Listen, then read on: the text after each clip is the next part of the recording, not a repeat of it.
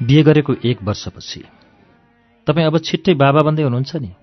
आफू गर्भवती भएको कुरा थाहा पाएपछि रमा खुसी हुन्छ अनि यो कुरो उसको पति राजनलाई सुनाउँछ।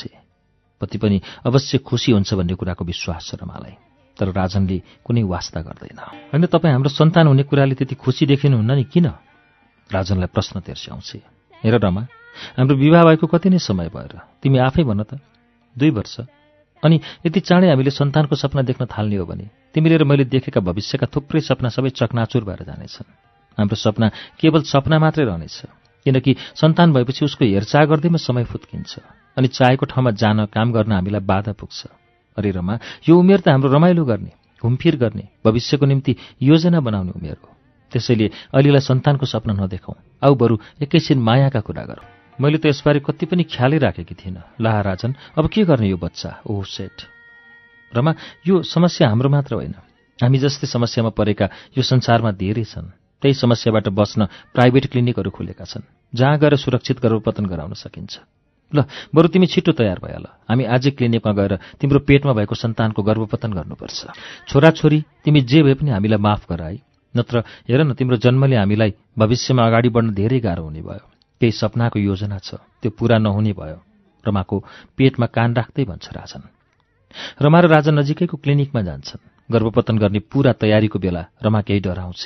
राजन, मलाई त डर पो लागिरहेछ। तिमीलाई केही हुँदैन, गर्भपतन गराउने तिमी एक्लै मात्रै होइनौ। ऊ हेर त, कति आएका छन् क्लिनिकमा।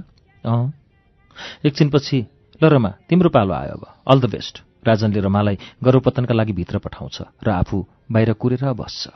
अय्या, गर्भपतन गराउन लाग्दा रमा कराउँछ। आमा, तपाईँलाई के भयो? आमा, तपाईँलाई सन्चो भएन? अनि आमा, तपाईँ किन रुनु भएको? गर्भको बच्चाले आफूसँग कुरा गरेको सम्झन्छ रमा। बहिनी, यसरी रोएर कहाँ हुन्छ? तपाईँ यसरी रुनुभयो भने हामीले कसरी काम गर्ने? डाक्टरले रमालाई सम्झाउन खोज्छ। बच्चाले भन्छ, आमा नरुनुहोस् न, तपाईँ रुँदा मलाई पनि रुन मन लाग्छ, नरुनुहोस् न के आमा? रमा, डाक्टर, मलाई त साह्रै गाह्रो भयो, पीडा भयो, म त मर्छु होला।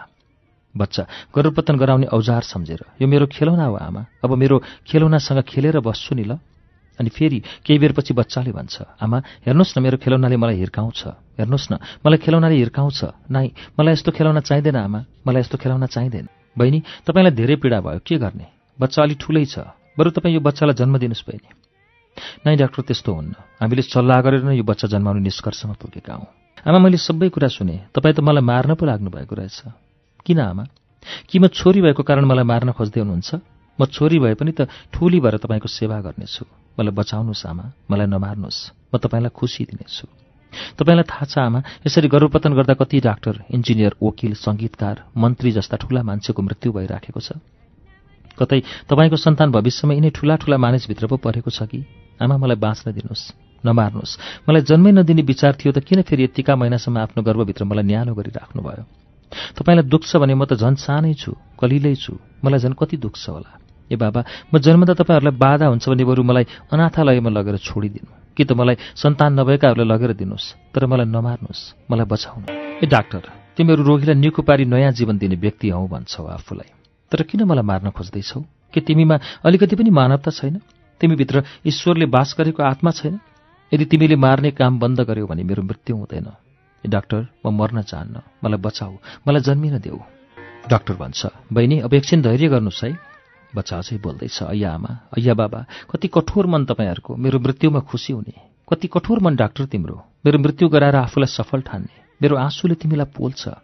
अय्या अय्या, गर्भको बच्चाको मृत्यु हुन्छ। अय्या अय्या, doctor, doctor, Rajan, doctor, oh my god, यो के भयो? राजन, डाक्टर, रमालाई कस्तो छ अहिले? डाक्टर भन्छ, सरी, हामीले आमा र बच्चा दुवैलाई बचाउँ। मलाई बाँच्न देऊ शीर्षकको यो कथा मैले निर्दोष जीवनको कथा संग्रह मैयाबाट वाचन गरेको एउटा कथा हो। यसै संग्रहभित्र अर्को कथा अब वाचन गर्छु। शीर्षक छ मर्नु अघिको भेट। निशा र राजन बाल्यकालदेखिकै साथी थिए। उनीहरू एकअर्कालाई असाध्यै माया गर्थे। उनीहरूको प्रेममा कुनै स्वार्थ लुकेको थिएन। एउटै विद्यालयमा पढ्थे, सँगै जान्थे र सँगै फर्किन्थे। एसएलसीसम्म दुवै सँगै हिँडे, सँगै खाए, खेले। तर एसएलसी पछि निशाले उच्च शिक्षार्थ सहर जाने निर्णय गरी, किनकि ऊ अलि हुने खानेकै छोरी थिए। राजनले आँखाभरि आँसु लिएर निशाको शुभयात्रा अनि शैक्षिक सफलताको कामना गर्दै विदाईको हात हल्लायो। गाउँघरमा सबै थोक थियो। उस्तै थियो, तर मात्रै निसा थिएन। ऊ गाउँमा नहुँदा राजनलाई गाउँघर एकदमै शून्य लाग्यो। बिस्तारै राजन निसाको यादमा तडपिन थाल्यो। कहिले देखौँ र कहाँ भेटौँ जस्तो उसलाई हुन थाल्यो। सहर गएको महिना दिनमै राजनलाई निसाले चिठी पठाई। राजन खुसी भयो। उसले सोच्यो, सहर गएर पनि निसाले मलाई बिर्सेकी छैन। ऊ मलाई माया गर्छ। उसको मायामा कुनै परिवर्तन आएको छैन र नआओस् पनि। गरिबलाई दशैं आए चाहिँ मेरी निसा कहिले आउली र कसिलो अङ्कमाल गरौँला भन्दै राजन निसासँगको भेटको मिठो कल्पनामा डुबिरह्यो।